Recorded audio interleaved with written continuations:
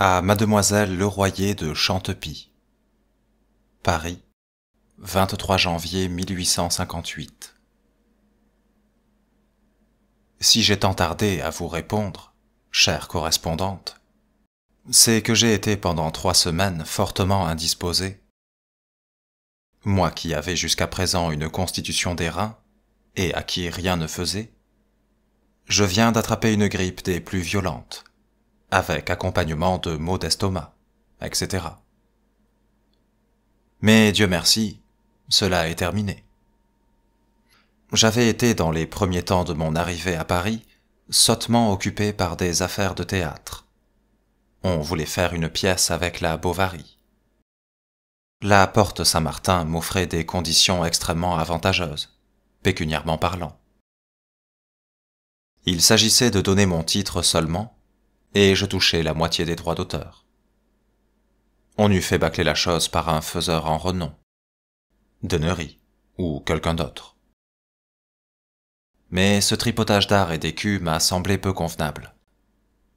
J'ai tout refusé net, et je suis rentré dans ma tanière. Quand je ferai du théâtre, j'y entrerai par la grande porte. Autrement, non. Et puis on m'a assez parlé de la Bovary. Je commence à en être là. D'ailleurs, elle est déjà sur 2 théâtres. Elle figure dans la revue des Variétés et dans la revue du Palais Royal. 2 turpitudes. C'est bien suffisant. Loin de vouloir exploiter mon succès comme on me le conseillait, je fais tout au monde pour qu'il ne recommence pas. Le livre que j'écris maintenant sera tellement loin des mœurs modernes qu'aucune ressemblance entre mes héros et les lecteurs n'étant possible, il intéressera fort peu. On n'y verra aucune observation, rien de ce qu'on aime généralement. Ce sera de l'art pur, et pas autre chose. Je ne sais rien d'une exécution plus difficile. Les gens du métier qui connaissent mes intentions sont effrayés de la tentative. Je puis me couvrir de ridicule pour le reste de mes jours. Quand sera-ce fini?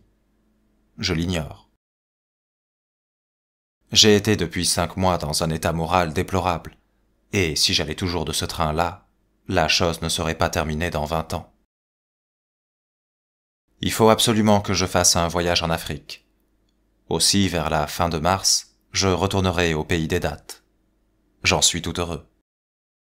Je vais de nouveau vivre à cheval et dormir sous la tente. Quelle bonne bouffée d'air je humerai en montant à Marseille, sur le bateau à vapeur. Ce voyage, du reste, sera court. J'ai seulement besoin d'aller à Kef, à 30 lieues de Tunis, et de me promener aux environs de Carthage dans un rayon d'une 20aine de lieues, pour connaître à fond les paysages que je prétends décrire. Mon plan est fait, et je suis au tiers du 2e chapitre. Le livre en aura 15. Vous voyez que je suis bien peu avancé. En admettant toutes les chances, je ne puis avoir fini avant 2 ans. Permettez-moi de vous dire que j'ai eu un moment de gaieté ce matin, en lisant une phrase de votre lettre. Moi, un homme du boulevard, un homme à la mode recherché. Je vous jure qu'il n'en est rien du tout, et si vous me voyez, vous en seriez bien vite convaincu. Je suis au contraire ce qu'on appelle un ours. Je vis comme un moine. Quelquefois, même à Paris, je reste 8 jours sans sortir. Je suis en bonne relation avec beaucoup d'artistes, mais je n'en fréquente qu'un petit nombre. Voilà 4 ans que je n'ai pas mis le pied à l'opéra. J'avais l'année dernière mes entrées à l'Opéra Comique, où je n'ai pas été une fois. La même faveur m'est accordée cet hiver à la Porte Saint-Martin, et je n'ai pas encore usé de la permission. Quant à ce qu'on nomme le monde, jamais je n'y vais. Je ne sais ni danser, ni valser, ni jouer à aucun jeu de cartes, ni même faire la conversation dans un salon, car tout ce qu'on y débite me semble inepte. Qui diable a pu vous renseigner si mal?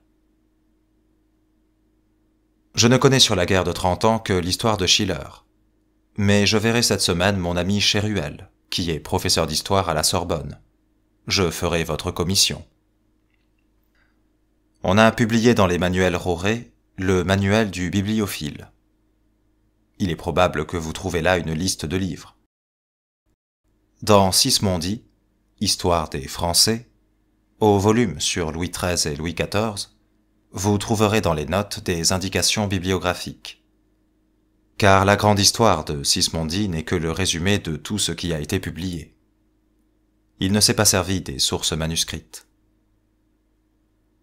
Comme j'ai été attendri de ce que vous me dites sur cette dernière étoile, que vous regardez dans la nuit, je crois vous comprendre, et vous aime bien affectueusement. Je vous baise les deux mains.